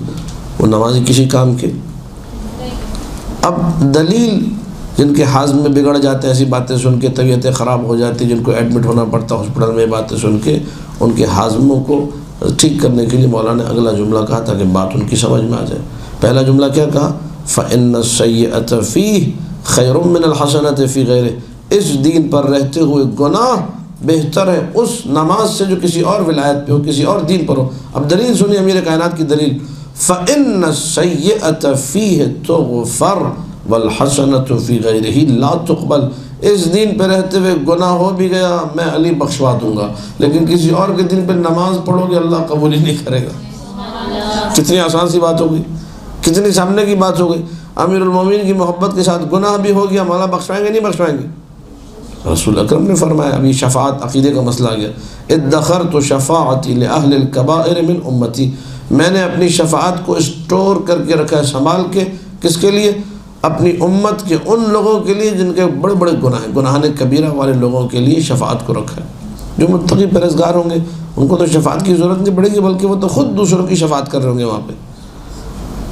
امیر المومنین نے اپنی شفاعت سنبھال کے رکھی ہے، رسول اللہ نے سنبھال کے رکھی ہے، وہ بڑے بڑے گنہگاروں کے لیے۔ آپ کا عقیدہ ہے اس دین میں رہتے ہوئے گناہ کیا بہتر ہے اس نماز سے جو جب مولوی صاحب، جب خطیب کو یہ عقیدے کی بنیادی لائن سمجھ میں نہیں آئے گی تو ممبر سے یہ بکواس کریں گے کہ بھئی ہمارے ان شیعوں سے جو نماز نہیں پڑھتے، جو روزہ نہیں رکھتے، اور یہ بیچاری خواتین جو پردہ نہیں کرتی مثال کے طور پہ، ان سے بہتر تو وہ ہیں۔ لیکن جس کو روح تشیع سمجھ میں آ گئی وہ کبھی بھی یہ بدماشی نہیں کرے گا ممبر سے بیٹھ کے، وہ بیان کرے گا ہمارا ہو، ولایت علی والا ہو، بڑے عمل کے لحاظ سے آپ اسے برا کہیے، لیکن یہ اس ولایت امیر پہ رہتے ہوئے ہزار نہیں، لاکھ نہیں، کروڑ گنا بہتر ہے اس نمازی سے جو کسی اور کی ولایت۔ اس کی نماز کا فائدہ کیا ہے؟ اس کی نماز اسے بچائے گی نہیں، اس کی ولایت سے امیر المؤمنین ولو یہ فاسق العمل، فاجر العمل ہے، اس کا عمل برا ہے، ملعون ہے، جو بھی آپ اسے کہیں، لیکن یہ ولایت امیر کے صدقے میں بچ جائے گا۔ یہ چیز آپ نے ممبر سے ڈیلیور کرنی ہے تاکہ لوگ جو ہے ولایت امیر کی اہمیت کو سمجھیں۔ میں یہی مضامین پڑھتا ہوں، کس نے لوگوں نے آگے خود اقرار کیا کہ جی ہم بے نمازی تھے، نماز شروع کر دی، ہم گناہ گار تھے، ہم نے گناہ چھوڑ دیے۔ ایک جگہ میں گیا، وہاں بیچاری ایک خاتون کھڑی ہوئی امام باڑے کے باہر رو رہی تھی۔ میں نے کہا بھائی کیا ہو گیا؟ انہوں نے مجھے آگے علامہ صاحب میری بات سنے، میں کیا ہوگی؟ میں سمجھا شاید پیسے ویسے چاہیے، کوئی مجبوری ہے بیچاری کی، پریشانی ہے۔ کہنے لگی میں مجلس میں جانا چاہ رہی ہوں، مجھے اندر نہیں جانے دے رہی خواتین کہ تمہارا پردہ ٹھیک نہیں ہے۔ میں وہی گیٹ پہ کھڑا ہو گیا، میں نے کہا جب تک یہ اندر نہیں جائے گی میں مجلس نہیں پڑھوں گا، مجلس تو میں نہیں پڑھنی تھی۔ اس کو پھر اندر بھجوا کے، یہ جو سختی ہے اس کا دین سے کوئی تعلق نہیں، جہالت ہے۔ وہ فرش اعضا پہ آ کے بیٹھے گی، کچھ سنے گی، کل کو اس کا پردہ بھی ٹھیک ہو جائے گا۔ تو تم نے دروازہ ہی بند کر دیا کہ خبردار تمہارے 4 بال نظر آ رہے ہیں، ٹھیک ہے۔ وہ بیچاری جس کو روکا تھا وہ تھی بھی میرے خیال سے یا ایسا کوئی 50-60 سال کی خاتون ہوگی، جس کو دیکھنے سے کسی کا دن بھی برباد نہیں ہوتا، ٹھیک ہے۔ اس کو دروازے پہ روک کے رکھا، تم پردہ ٹھیک کرو۔ خدا جو ہے ایسے جو ہے دین سے ہمیں محفوظ رکھے، ایسے دینداروں کے شر سے ہمیں محفوظ رکھے۔ کون سا دین ہے یہ؟ ائمہ سلام اللہ علیہم شیعوں کو اپنے قریب رکھتے تھے، شیعوں کو بتاتے تھے بار بار کہ تم اگر اس ولایت پہ ہو، تم اگر اس محبت پہ ہو، تم کائنات کے مالدار ترین شخص ہو، سب سے امیر ہو، تمہارے پاس سب کچھ ہے، دنیا بھی ہے، آخرت بھی ہے، باقی چند مشکلات ہیں، گناہ ہیں، ہم بخشوائیں گے۔ وہ ان کا طریقہ یہ تھا۔ یہاں کیا ہے؟ یہاں جو ہے میں اگر مولوی ہوں، میں آپ سے سیدھے منہ بات کرنے کو تیار۔ قرآن میں جو ہے اللہ نے جب حضرت موسیٰ کو بھیجا فرعون کے پاس، وہ کہتے ہیں کسی مولوی صاحب نے اپنے سارے فائل کھول دیے کسی شخص پہ تبلیغ کے لیے، تو اس نے کہا کہ مولوی صاحب نہ میں فرعون سے بدتر ہوں، نہ آپ موسیٰ سے بہتر ہیں۔ اللہ نے موسیٰ کو بھی فرعون کے پاس بھیجا تو کہا کہ موسیٰ اور ہارون کو جب بھیجا وَقُولَا لَهُ قَوْلًا لَيِّنًا، اللہ نے کہا موسیٰ فرعون سے ذرا پیار سے جا کے بات کرنا۔ تو اللہ نے موسیٰ کو جب بھیجا تو کہا پیار سے بات کرنا۔ آپ میرے پاس ہیں اتنی بدتمیزی سے بات کر رہے ہیں، نہ تم میں فرعون سے بدتر، نہ آپ موسیٰ سے بہتر، مجھے آپ کی تبلیغ کی ضرورت نہیں ہے۔ بات کو سمجھ رہے ہیں آپ لوگ؟ روش تبلیغ بہت اہم ہے، اسے سیکھنا، اور وہ روش خود بخود آپ کو سمجھ میں آئے گی جب آپ احادیث کی کتابیں پڑھیں گے۔ یہ جو ذاکرات سے نوٹ کریں، عمالیہ صدوق اردو ترجمہ موجود ہے، آپ کی ذمہ داری ہے از اول تا آخر پورا ایسے پڑھیں تاکہ آپ کو دین سمجھ میں آئے۔ عمالیہ توسی اردو ترجمہ موجود ہے، کتاب خریدیں، پڑھیں۔ آپ لوگوں کا پرابلم یہ کہ آپ لوگ وہی جو میں بارہا کہہ چکا ہوں، انڈکسی لوگ ہیں، فہرست نکالی، اپنے موضوع سے مربوط چیز ڈھونڈی، اسے پڑھ دیا، اور آپ سمجھے کہ اور پھر بڑے بھرم بازیاں بھی کرتے ہیں آپ لوگ کہ ہم نے عمالیہ توسی پڑھی، ایک واقعہ پڑھ، صرف ایک صفحہ پڑھتے اور کہتے ہیں ہم نے عمالیہ توسی پڑھی۔ یہ جھوٹ ہے، یہ نہ بولا کریں، توفیقات چھل ہو جائیں گی۔ جب تک پوری کتاب از اول تا آخر نہ پڑھ لے، نہ بولا کریں کہ جی میں نے یہ کتاب پوری پڑھ دی۔ پوری کتابیں پڑھیں، اعمالی صدوق پوری پڑھیں، اعمالی توسی پوری پڑھیں، ثواب الاعمال پوری پڑھیں، عقاب الاعمال پوری پڑھیں۔ ثواب الاعمال عقاب الاعمال معاشرے کی کتاب ہے۔ معانی الاخبار پوری پڑھیں، حدیث فہمی، مشکل حدیثوں کے مضامین سے آشنائی آپ کے لیے آسان ہو جائے گی معانی الاخبار پڑھنے کے نتیجے میں۔ بہرحال یہ ہم نے ید اللہ کو بیان کیا، وجہ اللہ کو بیان کیا، توحید تھوڑی سی بیان کی۔ اب تھوڑا سا آگے بڑھتے ہیں نبوت کی طرف۔ یہ بھی عقائد کی ان مضامین میں ہے جسے ممبر سے بیان۔ نبوت جب آپ بیان کریں گے نبی کون ہوتا ہے؟ نبی وہ شخص ہوتا ہے جو اللہ کا منتخب کردہ نمائندہ ہے۔ انتخاب کس کا ہے؟ اللہ کا۔ نبی وہ انسان ہے جو اللہ کی من جانب اللہ خبر دیتا ہے۔ نبی وہ انسان ہے جو اللہ کی بات لے کر آتا ہے، اللہ کی بات پہنچانے والا، اللہ کا پیغمبر ہے، رسول ہے،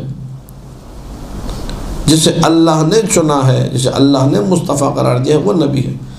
نبی کے لیے آپ کے عقیدے میں، شیعہ امامیہ اثنا عشریہ عقیدے میں شرط ہے کہ نبی غیر معصوم نہیں ہو سکتا۔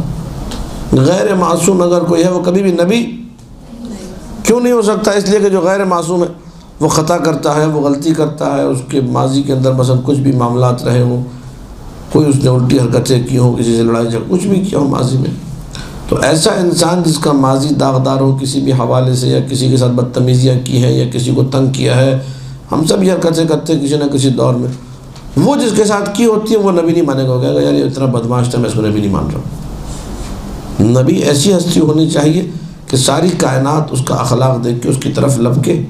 نبی ایسا ہونا چاہیے کہ مشرک بھی کہیں کہ بھائی یہ صادق ہے، یہ امین ہے، دشمنی کے باوجود۔ تو نبی کو اللہ نے کیا بنایا؟ معصوم بنایا ہے۔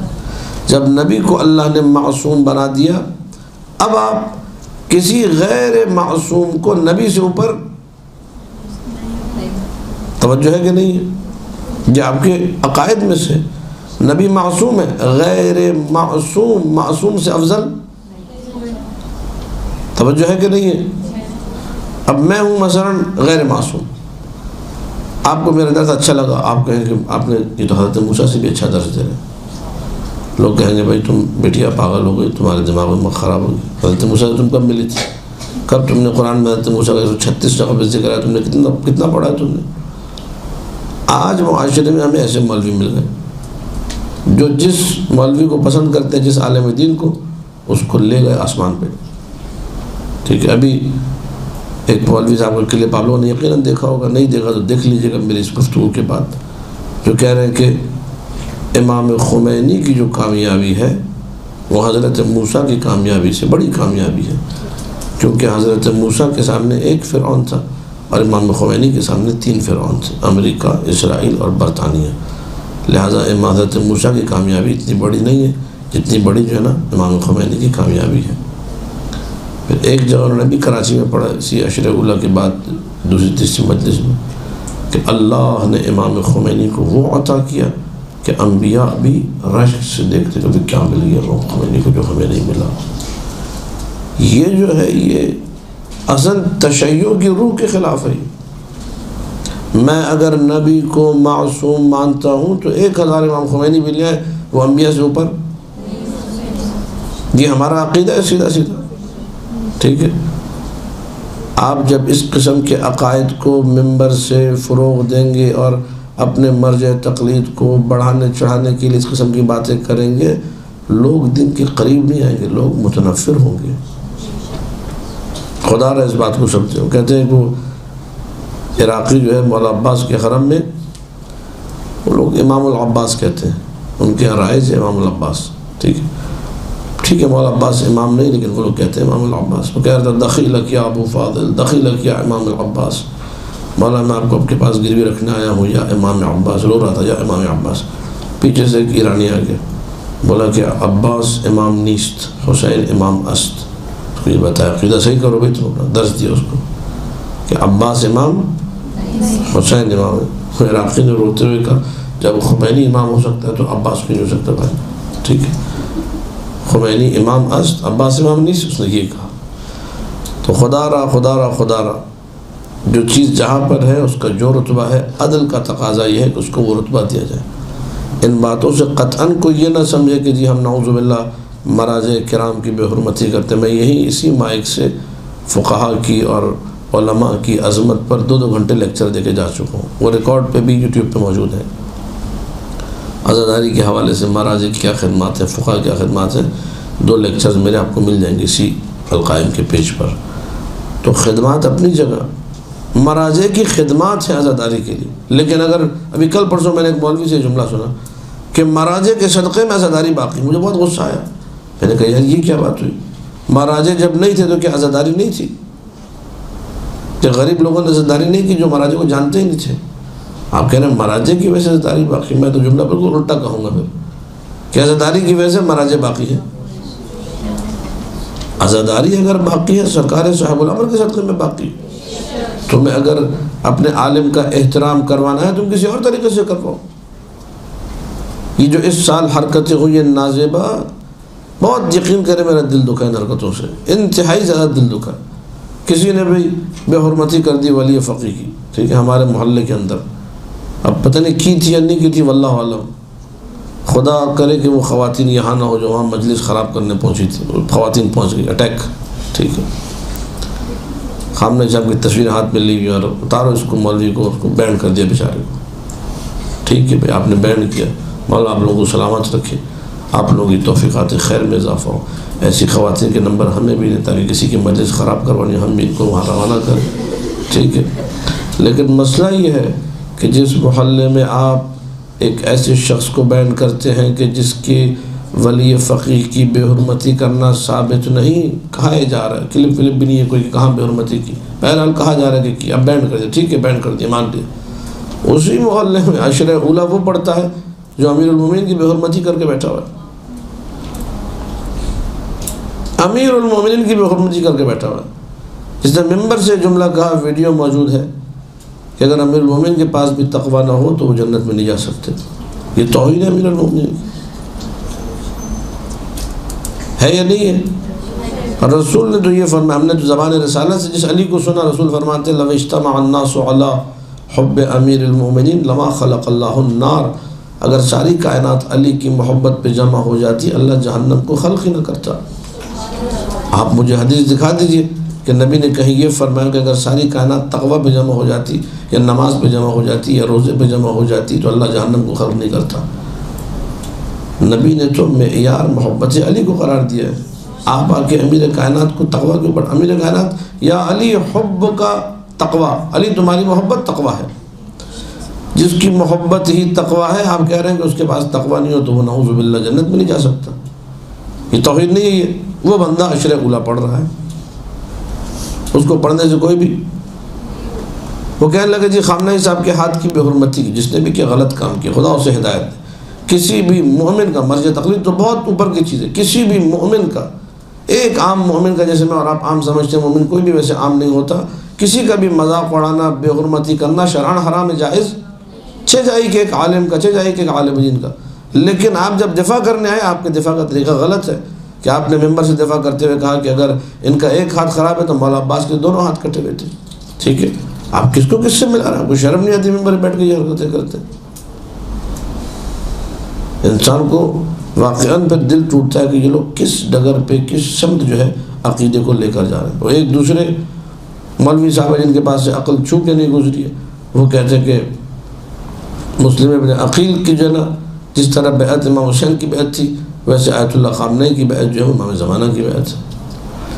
یہ عقیدے دیے جا رہے ہیں لوگوں کو، کچھ عرصے بعد ماحول ایسا ہو جائے گا کہ آپ کہیں گے زمانہ تھا، یاد ہے تمہیں سبھی کا؟ تمہیں یاد ہے 20 سال پہلے نعرے لگتے تھے مجلس میں، وہ کہے گی ہاں جمیلہ مجھے یاد ہے، درود بھی پڑھا جاتا تھا، پھر وہاں پہ فقط حزب الہی اور رہبر فقط خامنہ کا نعرہ لگا ہوگا، نہ درود ہوگا نہ نعرہ ہوگا۔ خدا را مجلسوں کو خراب ہونے سے بچائیے، خدا را توحید، خدا را نبوت، خدا را امامت، خدا را عقیدے کی پرچار کریں۔ یہ شیعہ عقیدہ اگر ہے تو ہماری مجلسیں ہیں، اگر اس کو ہم نے ہٹا دیا اور غیر معصوم کو معصوم سے آگے بڑھا دیا تو ہمارا نظام تباہ و برباد ہو جائے گا۔ تشیع پھر جو ہے امام زمانہ ہی بچائے تو بچائے، ورنہ ہم لوگوں کے ہاتھ سے جو معاملات نکل چکے ہیں۔ ایک خطیب کو میں پہلے اسی آپ کے القائم میں پڑھ چکا ہوں، وہ جملہ بھی دہرا دوں کہ خطیب کا میں نے کلپ سنا، وہ کہہ رہے تھے میں نماز پڑھنے گیا فلاں مرجع تقلید کے پیچھے، مجھے امیر المومنین کی نماز یاد آ گئی، جن کا آج دن ہے، چوتھے مولا امام زین العابدین علیہ السلام۔ اللہم صلی علی محمد و آل محمد۔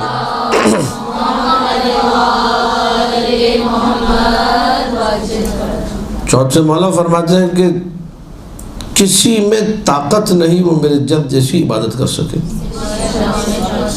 زین العابدین یہ کہہ رہے ہیں کہ کسی میں طاقت نہیں وہ میرے جد علی جیسی عبادت کر سکے۔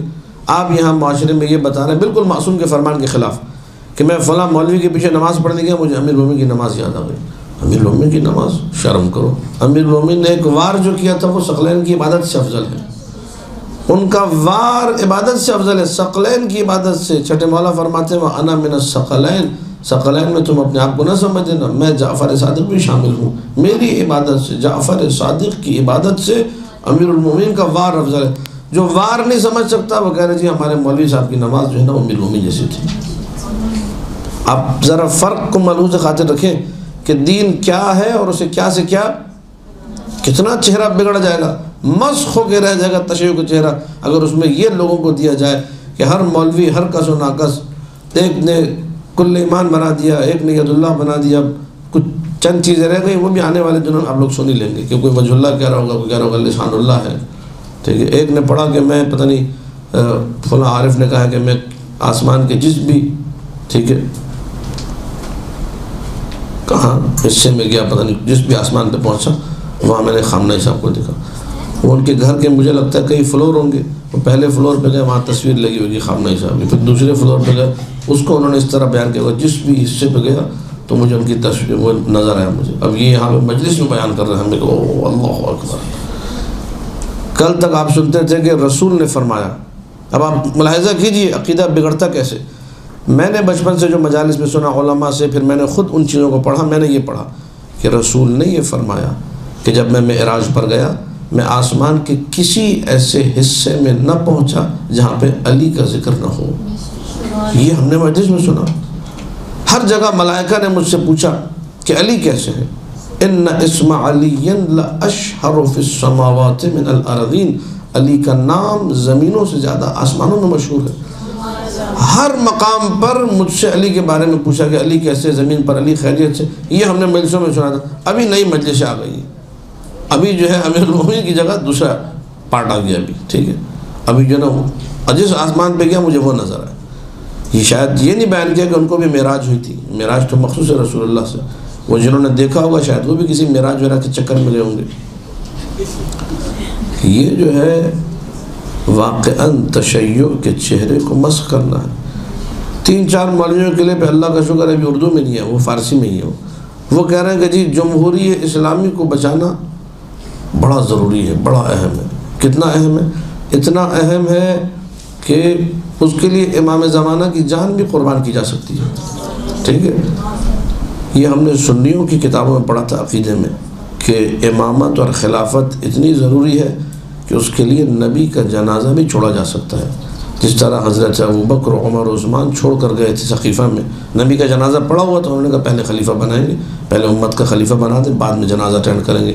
وہ امیر المومنین نے دفنا دیا تو انہوں نے پھر غائبانہ نماز جنازہ پڑھی تھی۔ شرح مواقف میں سید میر شریف جرجانی نے لکھا ہے، علماء سنی علماء نے لکھا ہے کہ نبی اکرم کا جنازہ چھوڑنا بھی جائز ہے خلافت کے لیے، اتنی اہم ہے اسلامی خلافت، جمہوری اسلامی اتنا امپورٹنٹ ہے کہ اس کے لیے نبی کا جنازہ۔ سنی یہ کہہ رہے تھے، شیعوں نے کہا بھائی تم کچھ بھی نہیں ہو بھائی، ہمارے پاس جو ایٹم ہے اس سے اوپر کا ہے، امام زمانہ زندہ ہو اسے مار دو، جمہوری اسلامی بچا لو، یہ نیا دین لے کر آ گئی۔ ہم نے حدیث اٹھا کے پڑھی، کتاب کافی شریف کو دیکھا، اس میں امام جعفر صادق علیہ السلام فرما رہے ہیں اللہم صلی علی محمد و آل محمد، اگر قتل حسین ابن علی کے بدلے میں کائنات کے ایک ایک ایک ایک فرد کو قتل کر دیا جائے تو بھی اسراف نہیں ہے۔ حسین ابن علی کے خون کے بدلے میں پورے روئے زمین پہ بسنے والے انسانوں کو قتل کر دیا جائے تو بھی اسراف. یہ فکر امام جعفر صادق علیہ السلام کی. ادھر سے دوسری فکر مولوی دے رہا ہے، وہ کہہ رہا ہے تم اپنا جمہوری اسلامی بچانے کے لیے، اسلامک ریپبلک کو سیو کرنے کے لیے امام زمانہ کو قربان کرو. میں کس کو مانوں؟ میں شیعہ ہوں، بتائیے مجھے. جب تک آپ حدیث نہیں پڑھیں گے، جب تک آپ روح تشیع سے آشنا نہیں ہوں گے، دھوکہ دینے والے اسی لباس میں آپ کو بہت سارے لوگ موجود ہیں. وہ آپ کی تشیع کا وہ بیڑا غرق کریں گے کہ نسلیں آپ کو گالیاں دیں گی کہ یہ ہمارے آبا و اجداد تھے جنہوں نے ہمیں اہل بیت سے دور کر کے کچھ غیر معصوموں کے پیچھے لگا دیا. اور آپ لوگوں کے پاس جواب بھی کوئی نہیں ہوگا، سیدھا جہنم ہے. پھر خدا را خدا را خدا را دست ادب جوڑ کے خدا را عقیدے پہ محنت کیجیے. مضامین عقیدہ جو ہے انہیں مضبوط کیجیے. معاد ہے قیامت، قیامت کا عقیدہ اس کو مینشن کرنا. معاد کے حوالے سے آیا، اس پہ دامن وقت میں گنجائش نہیں ہے، اس پہ گفتگو بے انتہا ضروری ہے. ائمہ معصومین علیہم السلام نے ساری زندگی عقیدے کا پرچار کیا. وہ امام جس کے بارے میں جس ہستی کا آج دن ہے، چوتھے مولا امام زین العابدین علیہ السلام، اللہم صلی علی محمد و آل محمد. ان کی شخصیت شیعوں کی نگاہ میں دعاؤں کی حد تک محدود ہے یا گریے کی حد تک. امام زین العابدین بیمار کربلا، امام زین العابدین سیف سجادی، امام زین العابدین گریہ کرنے والے. اس سے زیادہ جو ہے تشیع ان سے واقف نہیں ہے. تشیع سے مراد ابھی پبلک کی بات کرو، نارملی جو لوگ ہیں. مولا چوتھے مولا سیف سجادی ہے، چوتھے مولا ساری زندگی گریہ کرتے ہیں، چوتھے مولا کربلا میں بیمار تھے اور مصائب ان کے سارے وہ ذہن میں آ جاتے ہیں. جبکہ چوتھے مولا کی زندگی میں انہی دعاؤں کے ذریعے سے 25 آپ کو اور اقوال ملیں گے جہاں پہ عقیدے کا دفاع کیا ہے. ایمان ابو طالب کا دفاع چوتھے مولا کر رہے ہیں، توحید کا دفاع دعاؤں کے ذریعے چوتھے مولا کر رہے ہیں، نبوت کا دفاع اسی سیف سجادے میں موجود ہے، مقامات اہل بیت اسی سیف سجادے میں موجود ہے. اگر آپ سیف سجادے کو کھول کے پڑھنا شروع کریں آپ حیران رہ جائیں گے کہ انہی دعاؤں کے ذیل میں پورا عقیدہ امام معصوم نے بچایا ہے. یہ فقط دعا نہیں ہے کہ خالی دعا ہے بس اللہ سے دعا مانگی جا رہی، انہی دعاؤں میں ایسے جملے کہ پورا عقیدہ جو ہے آپ کی مٹھی میں آ جائے، سیف ہو جائے. امام معصوم بس چند جملے آپ کی خدمت میں تاکہ آنکھیں نم ہو جائے اور ہماری مجلس یہ مکمل ہو جائے گفتگو آج کی. امام معصوم ہے زین العابدین. کیا ہے؟ عابدین کی زینت. اب عابدین کی زینت میں ایک عام تصور جو ذہن میں آتا ہے، عابدین نماز پڑھنے والوں کی زینت ہے اور روزہ رکھنے والوں کی زینت ہے، دعا کرنے والوں کی زینت، رکوع و سجود و قیام جو بھی کرنے والے ہیں، راکعین و ساجدین و قائمین، ان سب کی زینت سید سجاد ہے. سجدہ کیا کھردرے پتھر کے اوپر، صحرا میں سر رکھا، لا الہ الا اللہ حقا حقا، لا الہ الا اللہ تعبدا و رقا، لا الہ الا اللہ ایمانا و صدقا. 1000 مرتبہ یہ ذکر مبارک سجدے میں ادا کیا. سجدہ کرتے تھے کثرت سے سجدہ.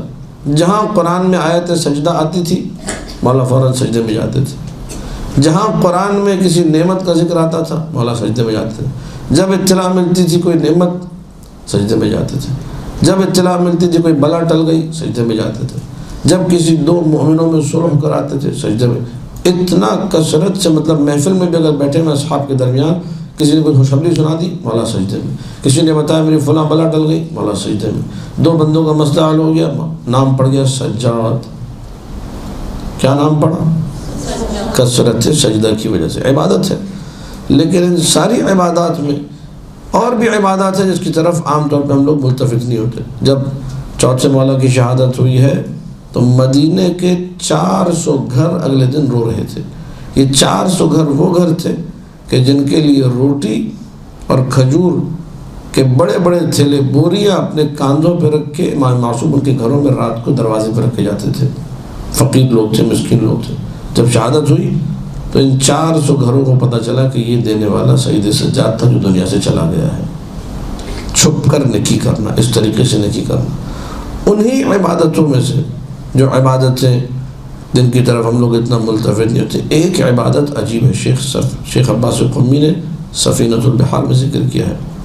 فرماتے وہ عبادت یہ تھی کہ جب بھی ہاشمیات یعنی سیدانیاں، خاندان بنی ہاشم کی عورتیں بیٹھ کے امام حسین پہ ماتم کرتی تھی، سینہ پیٹتی تھی، سر پیٹتی تھی، تو اس وقت سید سجاد ان ماتم کرنے والی خواتین کے لیے اپنے ہاتھ سے کھانا بناتے تھے کہ یہ ماتم کریں گی، اس کے بعد بھوک لگے گی، کھانا میں اپنے ہاتھ سے بناؤں گا۔ اپنے بابا کے عزاداروں کے لیے تبرک بنانا سیرت سید سجاد ہے۔ یہ ساری عبادتیں کون کر رہے سید؟ واقعہ کربلا کے بعد لوٹے مدینہ کی طرف، پہلا کام مدینہ کے باہر ایک خیمہ لگایا، اونی خیمہ۔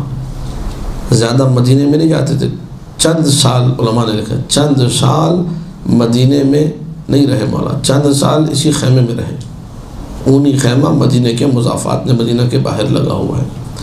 جب کوئی جاتا تھا فرزند رسول آپ مدینہ تشریف لائیے، تو رک کر کہتے تھے میرے جو ملنے والے تھے وہ سارے کربلا میں کٹ گئے، جن سے میں ملتا تھا علی اکبر میرا بھائی وہ کربلا میں شہید ہو گیا، قاسم میرا بھائی وہ کربلا میں شہید ہو گیا، آن و محمد وہ کربلا میں شہید، میرا جو کچھ تھا وہ کربلا میں لٹ گیا، میں مدینہ کس سے ملنے آؤں؟ مسلسل یہاں اسی خیمے میں بیٹھ کے اونی خیمے میں گریا کرتے رہتے تھے۔ کبھی مدینہ سے لوگ گئے، دیکھا خیمہ خالی ہے، پوچھا جو اللہ آس پاس کے لوگ چلے، مولا کدھر چلے گئے؟ کہ روتے روتے اور اپنے بابا کی یاد آئی، وہ چل پڑے کربلا چلے گئے۔ کئی کربلا کے سفر اسی خیمے سے زین العابدین نے کیے۔ گریا کیا، مسلسل گریا، اتنا گریا، کھانا سامنے رکھا جاتا تھا، ایک جملہ ایک نہیں، دو نہیں، تین نہیں، کوئی 10 مرتبہ دہراتے تھے، قتل ابی جائع، کھانا سامنے رکھا ہوا ہے، کھانا نہیں کھا رہے، بس ایک جملہ زیر لب دہرائے جا رہے ہیں، قتل ابی جائع، قتل ابی جائع، قتل ابی جائع، میرے بابا کو بھوکا مارا گیا، میرے بابا کو بھوکا مارا گیا، میرے بابا کو بھوکا مارا۔ پانی سامنے رکھا گیا، پانی نہیں پی رہے، قتل ابی عطشانا، قتل ابی عطشانا، قتل ابی عطشانا، میرے بابا کو پیاسا مارا گیا۔ سید سجاد نے تو اپنے بابا کی قبر پہ لکھا تھا، جب مٹی ڈالی ہے قبر سید الشہداء پہ، تو قبر کے سرحانے پہ لکھا ھذا قبر حسین ابن علی الذی قتلوہ عطشانا وغریبا، یہ اس حسین کی قبر ہے جسے کربلا میں پردیس میں پیاسا مارا گیا۔ پیاس کو یاد کرتے تھے، مسلسل گریا کرتے تھے۔ لوگ آگے کہتے تھے فرزند رسول اتنا گریا نہ کریں، آپ کی آنکھیں چلی جائیں گی، آپ کی زندگی چلی جائے گی۔ رو کر کہتے تھے یعقوب کا ایک بیٹا تھا جو نگاہوں سے اوجھل ہو گیا تھا، نبی تھے یعقوب، جانتے تھے میرا بیٹا زندہ ہے، اتنا گریا کیا، فَبِيَضَّتْ عَيْنَاهُ، دونوں آنکھیں ضائع ہو گئی، نابینا ہو گئے، وَحْدَوْدَبَ ظَهْرُهُ، ان کی کمر جھک گئی۔ میری تو نگاہوں کے سامنے میرے خاندان کے 17 یوسف تیز کر دیے گئے، میں کیسے گریا نہ کروں، میں کیسے ماتم نہ کروں۔ کسی نے آگر کہا فرزند رسول آپ کے دن کیسے گزر رہے، کیف اصبحت، کیسے دن گزر رہے؟ رو کر مولا نے فرمایا کہ بنی اسرائیل، ہم بنی اسرائیل کی طرح رہے۔ کہنے لگا مولا کیا مطلب؟ کہا کہ مطلب یہ ہے کہ ہمارے مردوں کو مار دیا گیا، عورتوں کو زندہ رکھا گیا ہے، جو فرعون نے بنی اسرائیل کے ساتھ کیا وہ ہمارے ساتھ اس امت میں ہوا۔ کسی نے آ کر کہا فرزند رسول آپ کیوں گریا کرتے ہیں؟ شہادت آپ کی میراث ہے، آپ کے دادا شہید ہوئے، آپ کے بابا شہید ہوئے، آپ کے بھائی شہید ہوئے، آپ کے چچا شہید ہوئے، جعفر طیار آپ کے خاندان کا فخر ہے، حضرت حمزہ آپ کے خاندان کا فخر ہے، سارے شہداء ہیں، شہادت آپ کی میراث ہے، اتنا گریا آپ کیوں کرتے ہیں؟ رو کر میرے مولا نے پھر سے جواب دیا، کہا تو نے انصاف نہیں کیا، شہادت ہماری میراث ہے، لیکن ماؤں بہنوں پھوپھیوں کا بے مقرہ و چادر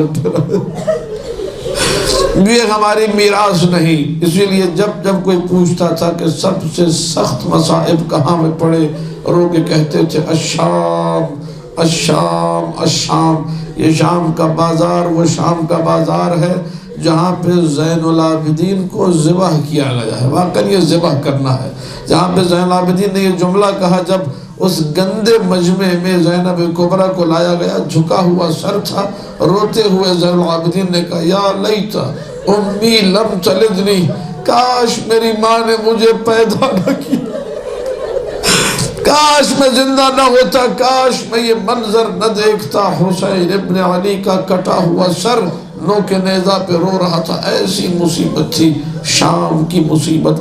وہ جو ساری زندگی روتا رہا، اس نے روتے روتے ایسا گریے سے انقلاب برپا کیا، اجرکم علی اللہ، کہ ظالم حکومت کو زہر دینا پڑا۔ ولید ابن عبد الملک ملعون نے زہر دیا، اجرکم علی اللہ۔ آج ہی شہادت کا دن ہے، آج ہی مولا نے وہ وصیتیں کی ہیں جن وصیتوں میں یہ جملے ملتے ہیں: باقر بیٹے میرا ناقہ ہے، اس کا خیال رکھنا، اس کے کھانے کا خیال رکھنا، میں نے اس پہ 20 حج کیے ہیں، میں نے اسے ایک بھی کوڑا نہیں مارا۔ یہ جملہ وہ امام کہہ رہا ہے جس نے کربلا سے کوفہ، کوفہ سے شام، ہر منزل پہ کوڑا کھایا ہے، جس کی نگاہوں کے سامنے بیویوں کو کوڑے مارے گئے۔ بیٹے باقر اس کا خیال رکھنا۔ ناقہ بھی کیسا ناقہ تھا، شہادت امام کے بعد قبر پہ ٹکرے مار مار کے اس دنیا سے چلا گیا۔ آخری وصیت کی باقر بیٹے: ایاک والظلم علی من لم یجد ناصرا الا اللہ۔ باقر بیٹے خبردار کسی ایسے پہ ظلم نہ ہو جس کا اللہ کے علاوہ کوئی نہ ہو۔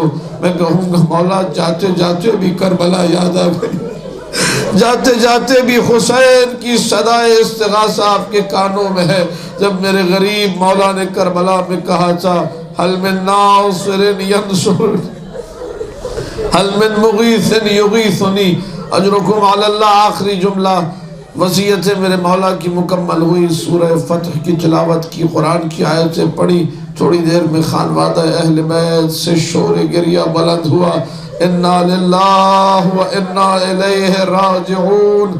زین العابدین دنیا میں نہ رہے، روایت کے جملے ہیں۔ امام باقر فرماتے ہیں میری نگاہوں نے دیکھا رسول اللہ تشریف لا چکے ہیں، امیر المومنین آ چکے ہیں، فاطمہ زہرا آ چکی ہیں، سارے ائمہ آ چکے ہیں، زین العابدین کو غسل دیا جا رہا ہے۔ جنازہ جب اٹھا پورا مدینہ پہنچا تھا، تل دھرنے کی جگہ نہیں تھی، سارا مدینہ موجود تھا کہ اولاد رسول کا جنازہ اٹھ رہا ہے، خالی نہ ہونے پائے کوئی جگہ۔ میں کہوں گا یہ وہ عزادار ہے جو ساری زندگی اپنے بابا کو روتا رہا۔ یقیناً روح زین العابدین نے رخ کیا ہوگا کربلا کا: بابا تیرا لاشا 3 دن سرزمین کربلا پہ پڑا رہا، تیرے بیٹے کا جنازہ اس شان و شوکت سے الا لعنت اللہ علی القوم الظالمین وسيعلم الذين ظلموا قول محمد أي منقلب ينقلبون۔